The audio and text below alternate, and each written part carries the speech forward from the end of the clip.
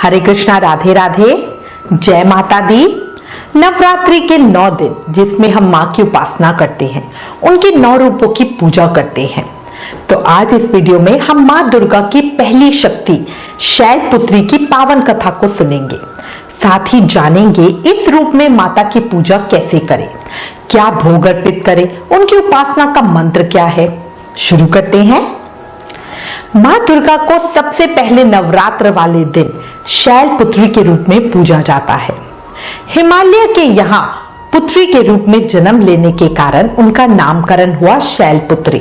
इनके नाम को लेकर मान्यता है कि शैल का अर्थ होता है पर्वत। इनका वाहन वृषभ यानी बैल है, इसलिए यह देवी वृषरूढ़ा के नाम से भी जानी जाती है। इस देवी ने दाएं हाथ में त्रिशूल धारण कर रखा है और बाएं हाथ में कमल सुशोभित है। यही देवी प्रथम दुर्गा है। माँ का यह रूप सुखद मुस्कान और आनंदित दिखाई पड़ता है। माँ का यह रूप भाग्य उदय करने वाला और चंद्रमा के कारण पड़ने वाले किसी भी बुरे प्रभाव को नियंत्रित करने वाला है। ये ही सती के नाम से भी जानी जाती हैं। अब सबसे पहले इनकी कथा आपको बताती हूँ। पौराणिक मान्यताओं के अनुसार अपने पूर्व जन्म में देवी शैलपुत्री प्रजापति दक्षराज की कन्या थी और तब उनका नाम सती था। आदि शक्ति देवी सती का विवाह भगवान शंकर से हुआ था।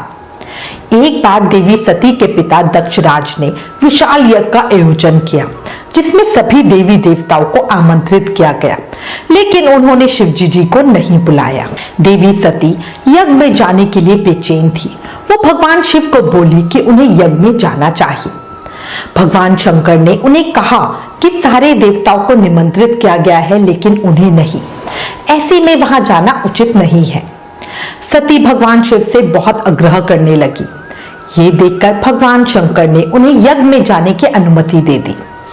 सती जब घर पहुंची तो सिर्फ मां ने ही उन्हें स्नेह दिया। बहनों की बातों में कुछ व्यंग और उपहास के भाव थे।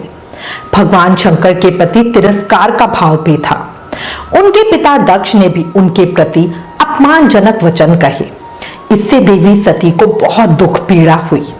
वे अपने पति का यह अपमान सह न सकी और उन्होंने वही यज्ञ की वेदी में कूदकर अपने प्राण त्याग दिए।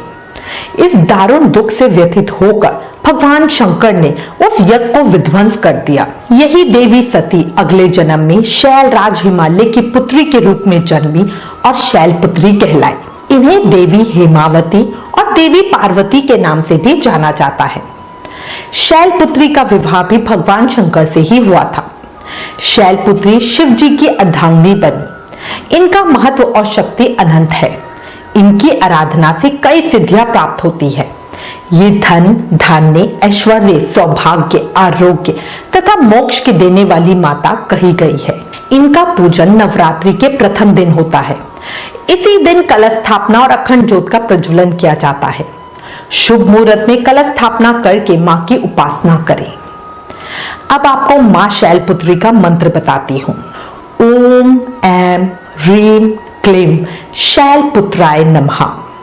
इस मंत्र को कम से कम 108 बार या उत्तम रूप से 11 माला अवश्य करें। माँ दुर्गा के चित्र के सामने यथाशक्ति जप कर गाय के घी से हवन करें। अब देखिए होता क्या है, हमारे घर में माँ दुर्गा का एक रूप है। जब भी हम नवरात्रि में माँ के अलग अलग रूपों की साधना करते हैं, पूजा करते हैं, तो सामने तो हमारे माँ दुर्गा का ही रूप रहेगा, बट मन के अंदर माँ दुर्गा के विभिन्न रूपों को ध्यान करें और तब उनका पूजन करें। इसके अलावा एक माँ का मंत्र और है, ओम देवी शैलपुत्राय नमः। इस मंत्र जाप के साथ ही माँ शैलपुत्री की स्तुति भी करें। माँ की स्तुति क्या है? या देवी सर्वभूतेषु माँ शैलपुत्री रूपेण संस्थिता, नमस्तस्यै नमस्तस्यै नमस्तस्यै नमो नमः। ये माँ शैलपुत्री की स्तुति है। हो सके पूरा दिन इसका जाप करते रहें, बहुत शुभ होता है।